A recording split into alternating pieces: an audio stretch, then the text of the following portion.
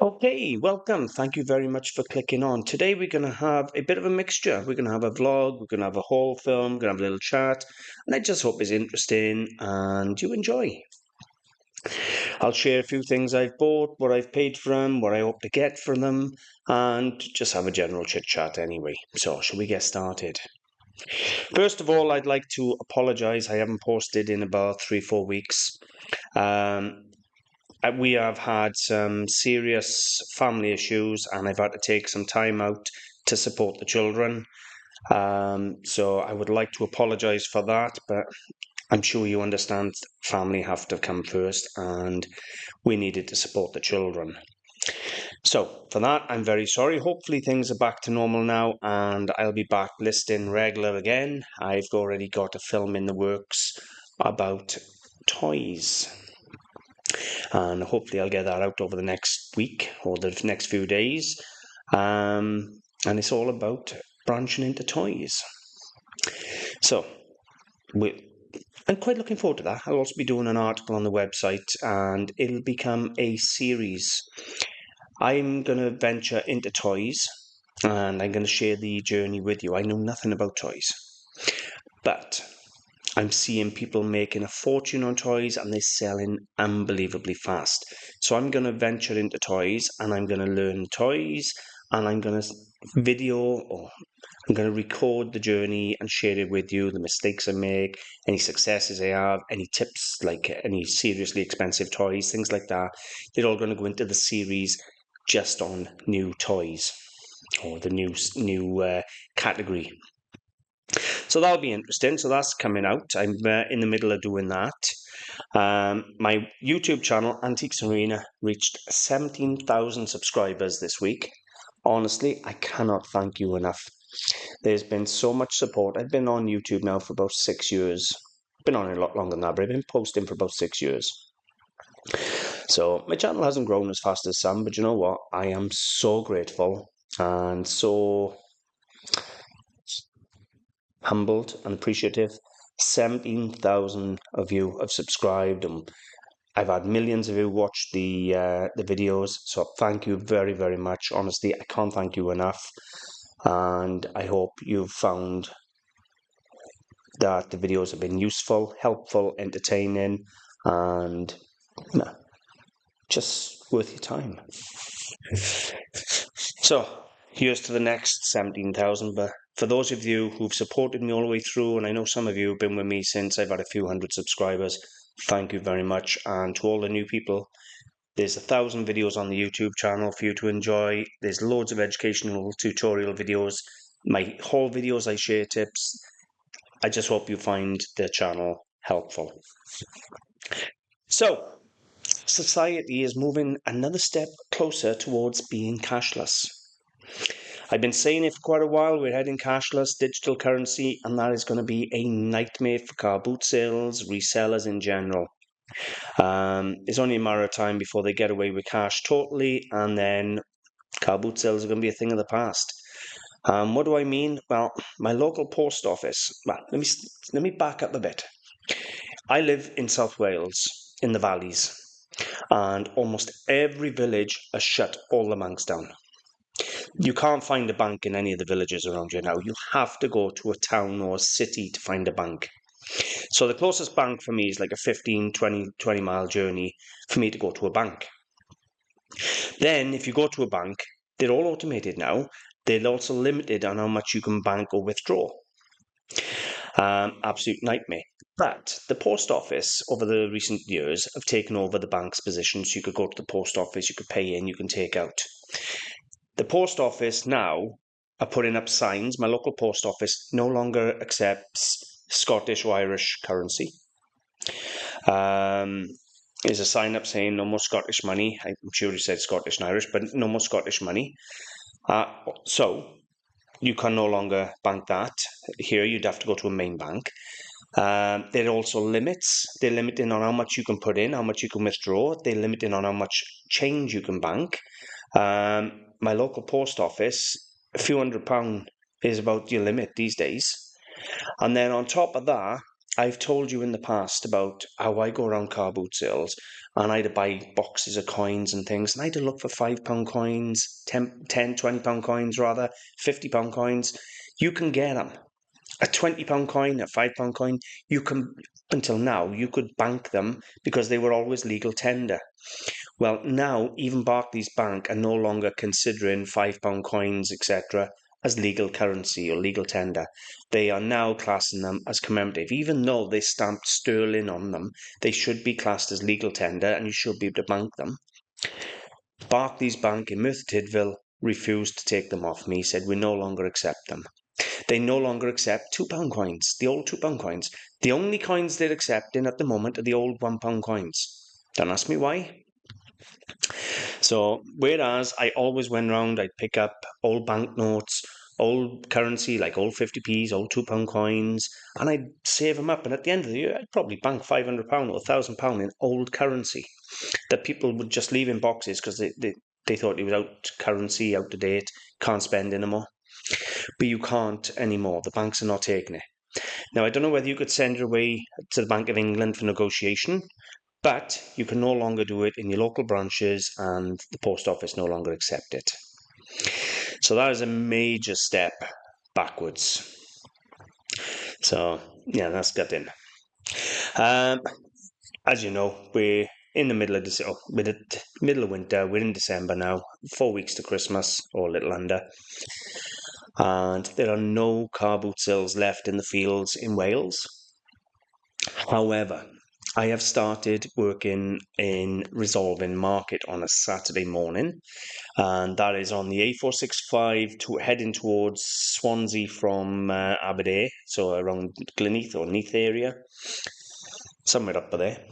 So if anybody wants to see me, I'll be in Resolving Markets on Saturdays, and then between now and Easter, when all the fields start back up, I'll also be doing the odd East Compton in Bristol.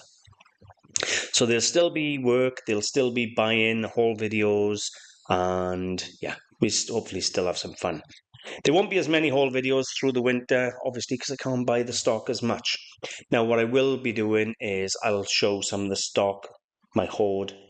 I'll be pulling a box or two out the garage and we'll just go through them. Or my lockups, as you know, I got tons of stock.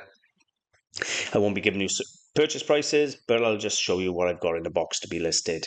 Just as interesting, it's like Christmas Day, because some of it I haven't seen for 10, 20 years.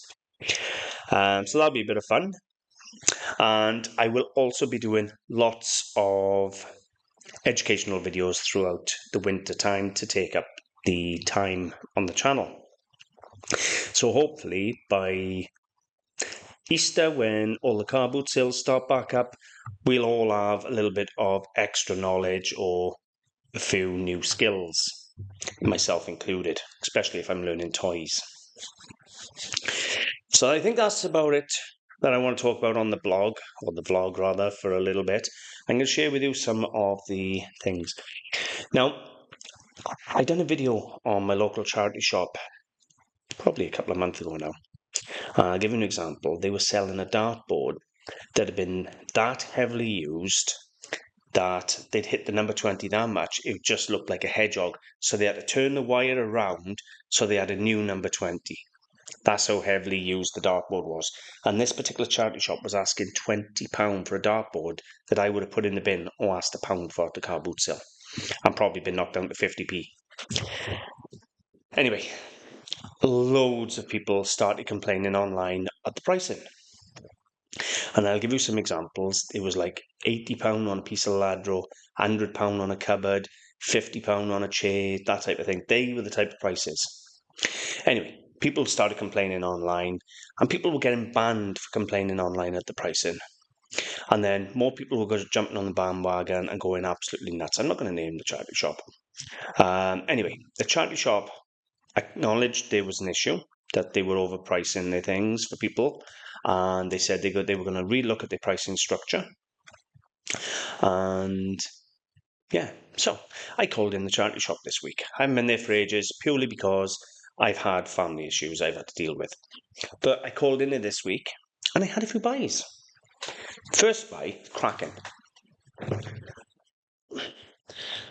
Really nice silver plate punch bowl with a big punch ladle and 2, 4, 6, 8, 10 punch cups. Look at that, still wrapped up. Now, it's not an antique one.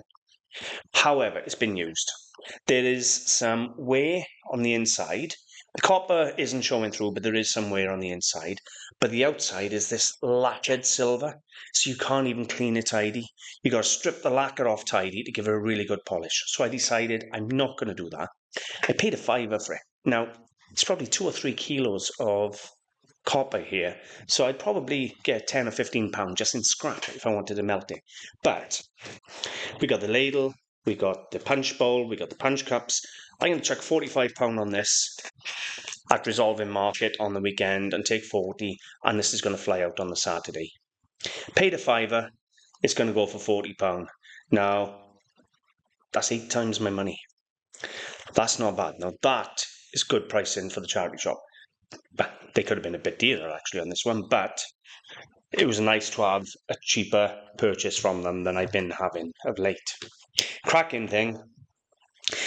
Now, I could try and restore the silver because I have done videos on how to restore silver plate, but it's not a valuable enough thing to put the money into the silver restore. But it's still really good looking. It's usable. Fiver. It's absolutely for nothing. Now, if anybody's watching from overseas, £5 is somewhere around $6.50. It's about $12.50 for a 10 or something like that. Somewhere around there anyway, so give you a rough idea. From the same charity shop, I purchased these. This is the first one. This is Spanish Nao, Spanish porcelain Nao by Lladro, or Lladro Nao. So it's one big company, Spanish porcelain, and it is Lladro. But you have the Lladro or you have the Nao, which is the students or the up-and-coming artists. And this is the Nao, not the Lladro, which is cheaper of the two. There's the mark. Anyway, this one is a retired figurine and his little girl or lady tying up her shoes. So that was the first one. I'll show you some photos of them online now because they look amazing online. And the second one is a lady with, or young girl, young lady with some rabbits. They're both in good condition. Now, originally these were priced up at £80. Then the ticket was crossed out and they were marked down to £25. Then it was crossed out again and they were down to £8 each. Now, I purchased them at £8 each. But to give you an idea of how expensive the charity shop was originally, have a look. If they were originally £80, then down to £25. So this is the first one. Spanish porcelain, Lladro Nao, tying my shoes. You can see there, I'm only asking £30 and I'm an antique dealer. They were asking £80 originally, then down to £25, neither price of which left me a profit. At £80, I was taking a £50 loss. At £25, if somebody offered me £25, I've only got 30 on them, then I'd take it. There's the Nao by Lladro. So you can see how unrealistic £80 and £25 was to sell at a charity shop. Well, £25 not so much if they're hoping to sell to the collectors rather than dealers, but the £80 was ridiculous. And there's the second one again, £30. But I do nice photographs. I always take care in my photographs and they're always wrapped up safe. Now, what I will say is it's nice to think I can start going back in the charity shop again. Now, I did pay a bit more money for some things. It didn't all come in for nothing at the charity shop. And I purchased a set of this. This is sort of 1960s Portmeirion by Susan Williams Ellis. I'm not sure of the patent name, but it's absolutely banging mid-century. Look at that. Now, I paid £20 for this at the same charity shop because I thought, well, first of all, I had a little look online and a full set of this is £110. However, when I got home, I realised 3 of the cups were damaged. But the important piece was the coffee pot is perfect. So I got, for £20, I had a coffee pot, a cream jug, a sugar bowl, 6 saucers, 3 cups. I paid £20 for it. I am now offering it out at 45. So here's the set. You can see what I've got left. 1960s Portmeirion coffee set. Looks amazing in the photograph, and I love the pattern. I gotta be honest though. I still think it's a bargain at £45 because, in all honesty, I think that coffee pot is worth 50 quid on its own. Right, you get the cream jug, the sugar bowl, and 3 cups and saucers. I'm giving them 6 saucers, but they don't know that. So I paid £20 for that. And if I double up on it, fine, it's still a £20 profit. So I don't actually mind a charity shop making money off me, but I like them to be fair and I like them to be realistic. Now, a lot of people are going to come back and say, well, why should a charity shop supply traders? Now, I've had this conversation many times. We've had debates. And let's be totally frank. My opinion from years and years of dealing with charity shops and many, many debates on the subject with people, my opinion is dealers are a very important part of moving stock for charity shops. If a charity shop was to wait for a collector in that area for a particular item, they'd hardly sell anything. As it is, even with traders going in buying, there's always signs outside saying, sorry, no donations today, we're full. Right? It's an important relationship. It's a relationship because we need charity shops and the charity shops need us. We need each other. They get their products for free. They price them up at a fair price. We buy them. We may sit on them for a year, 2 years sometimes. That Portmeirion set there isn't going to be a fast seller. That might take me 4, 5, 6 months to sell that. Same with the Lladros, right? And they were expecting £80 originally. Unrealistic. I'm happy to sit on the money for 6 months or a year if it takes that long to find the right buyer. And I'm online worldwide. They're selling in a little shop in a village, waiting for people to go in there and buy their items. That's how important dealers are to charity shops. And yet my local down in Mount, 3 years ago, banned all trade. So the only trade that buy out of there are trade that go in and sneak in there and say, oh, we're not trade, we're just buying for ourselves. I'd never loan myself to that. I am not ashamed of being trade. And if a charity shop don't want my money, there's always other shops or antique centres where people will be grateful of my money. So I never lie and hide what I do to anybody. So should we carry on having a little look? I purchased a few really, really nice things from Dylan up in Resolving. This, I believe, I think it's Chinese. I could be wrong, it could be Japanese, but I'm 95% certain it's Chinese, and I love the carving on there. It's absolutely beautifully carved. Really, really nice bit of carving. And we have a Chinese figurine. Now, the reason I think it's Chinese is I've got a very similar one in ivory. You're not allowed to sell ivory anymore. It's 100% illegal on all ivory. You used to be allowed to sell pre-1947, but now ivory is banned, illegal. You can't sell any ivory. Anyway, he charged me £2 for that. I've actually got that listed at 145, and it is beautiful. You want to see the photos of it. Absolutely gorgeous thing.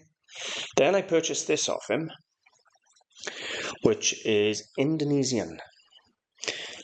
And I'll show you the photos now. I should pull the photos up the other as well, actually. I love anything handmade, hand decorated, hand carved. So this is, for this one here, we have a hand carved sculpture, Indonesia, of Garuda. He charged me £3 for this.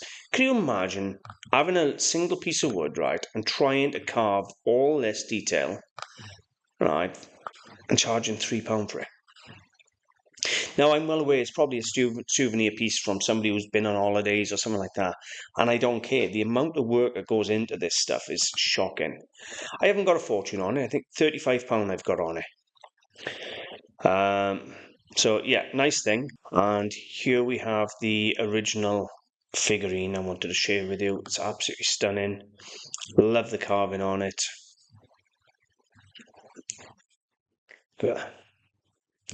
Now, there's a chip here out the top But the carving is really, really good. The photos are not doing it justice. They're really not. The flow in all the clothes, everything is just stunning. It's a beautiful piece. And I don't just pluck numbers out of the air. I actually do my research on what other people have asked, other people have sold, prices people have achieved, prices people are asking, things like that. That's why I base my figures. If I stick with carvings at the moment, I purchased these also from Resolving. This is the first. This is a 7-inch long black forest carved bay. I'll share the photos with you in a moment. And this was the second. I bought two off the same seller. She charged me a tenner for the both.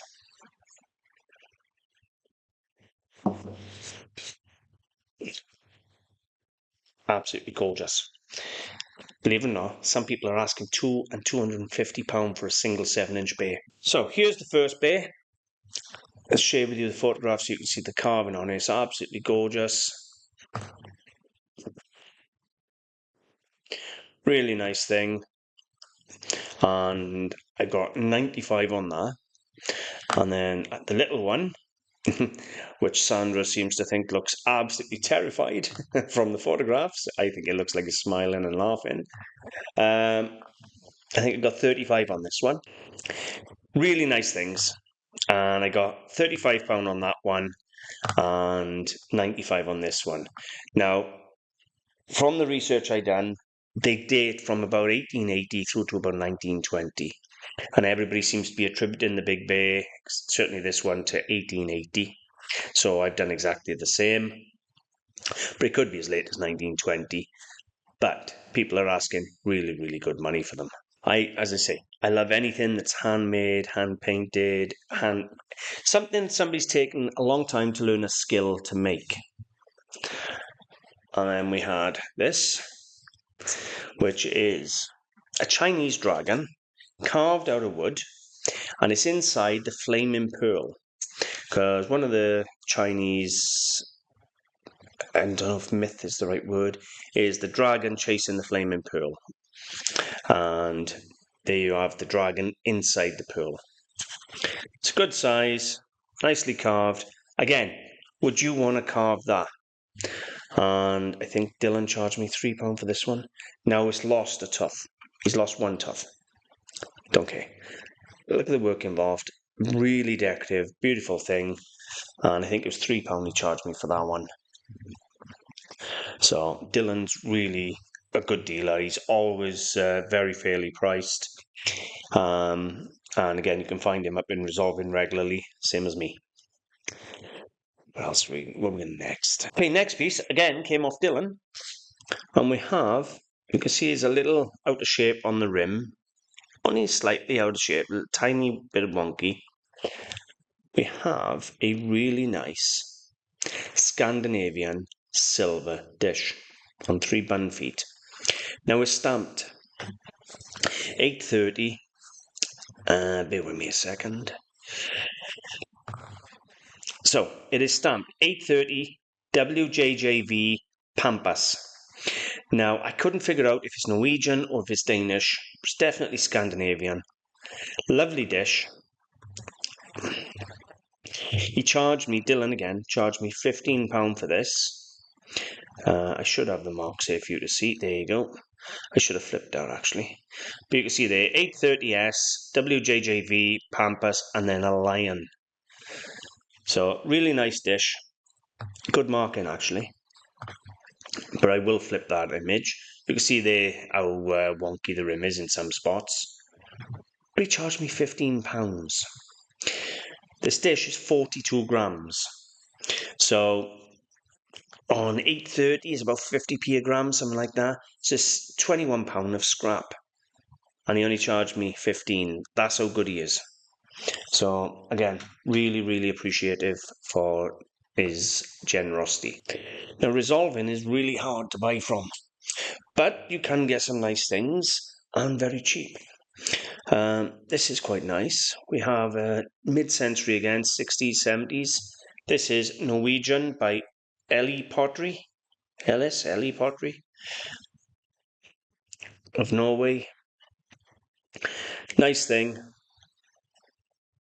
Cost me £3. A whole £3.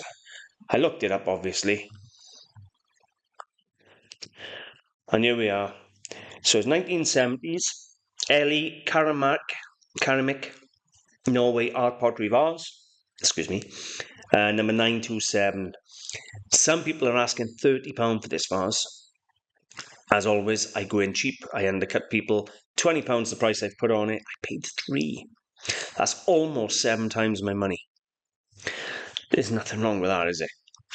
It's in good condition. Perfect condition it is. There you go, there's the mark, 927.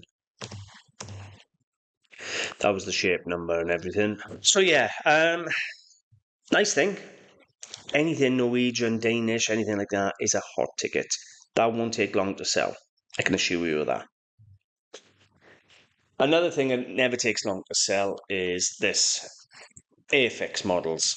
Now, I've had Airfix models of ships, of airplanes, tanks, you name it. Now, I got a James Bond car. Aston Martin DB5.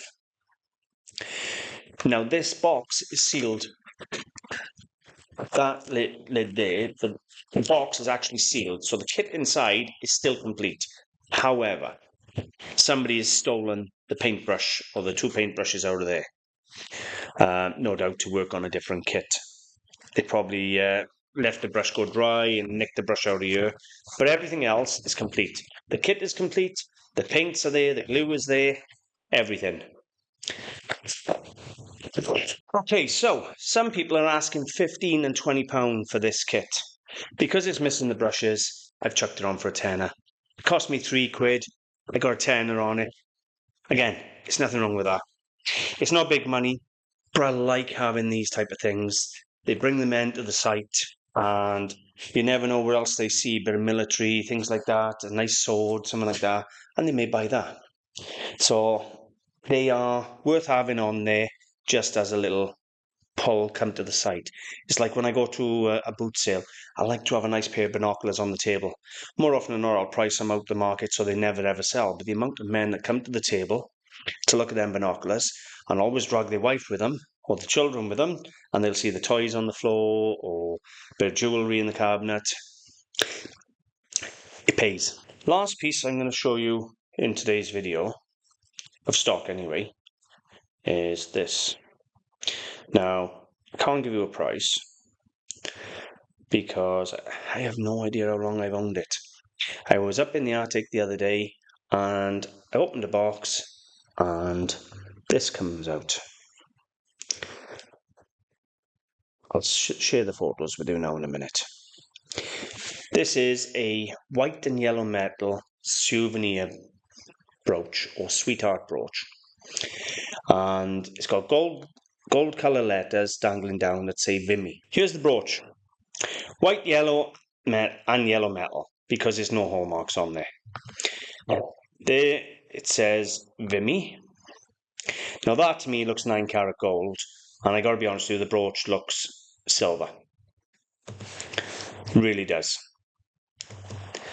I couldn't see any hallmarks on there, but I also haven't cleaned it, and it could be that it filled in the 925 stamp or anything along them lines.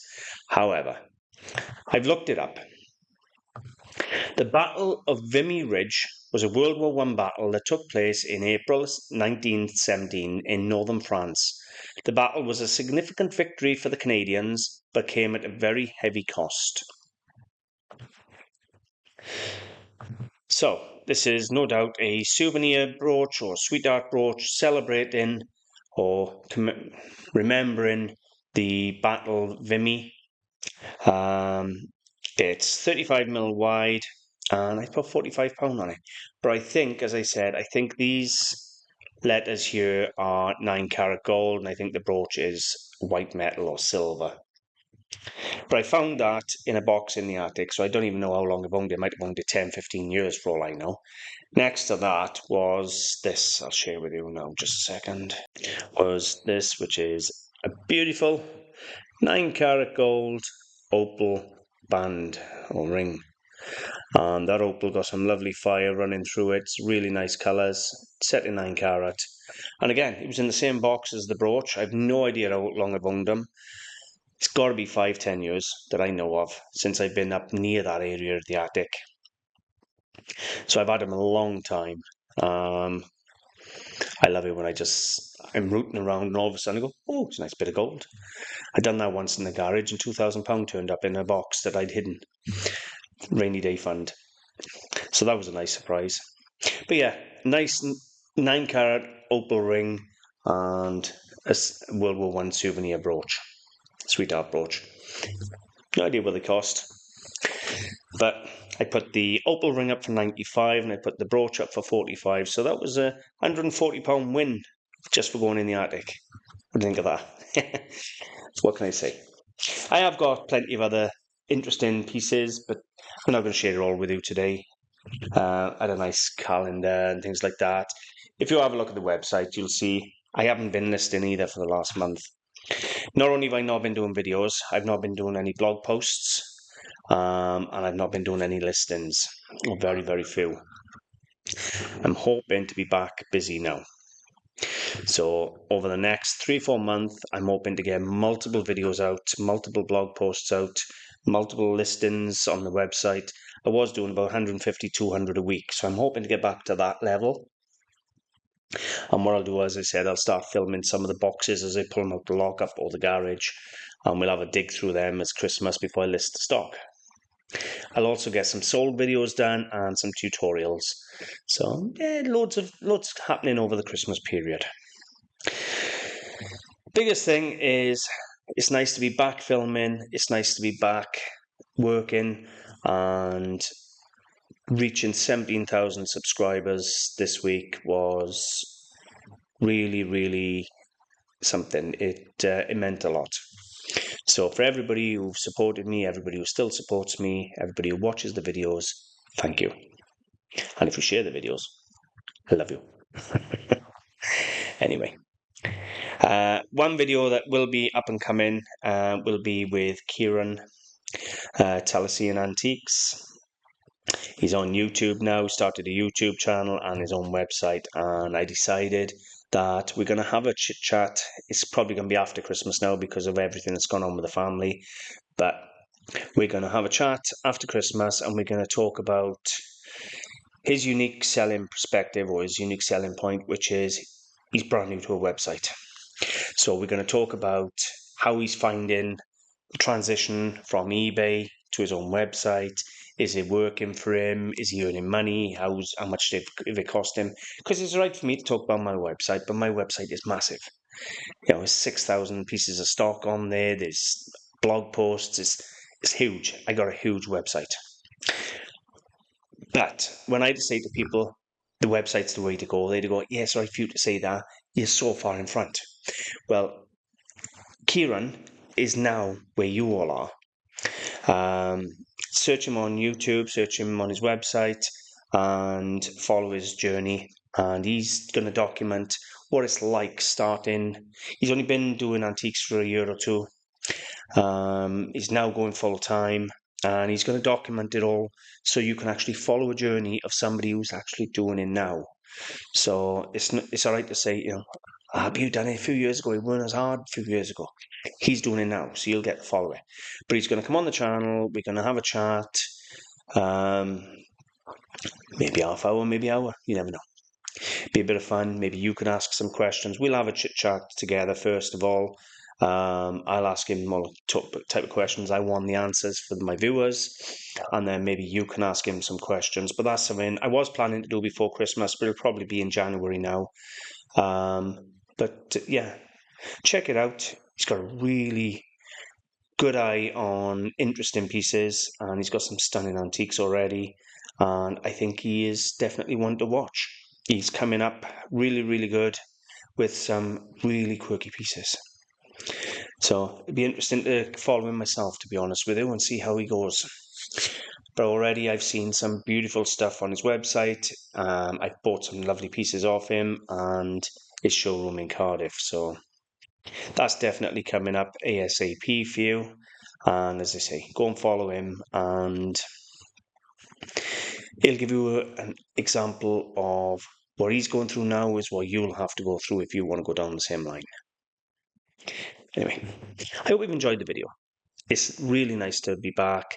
If you made it this far, thank you very much. And if you want to like, share, comment on the video, as always, I'm very grateful. I'll see you soon. Bye now.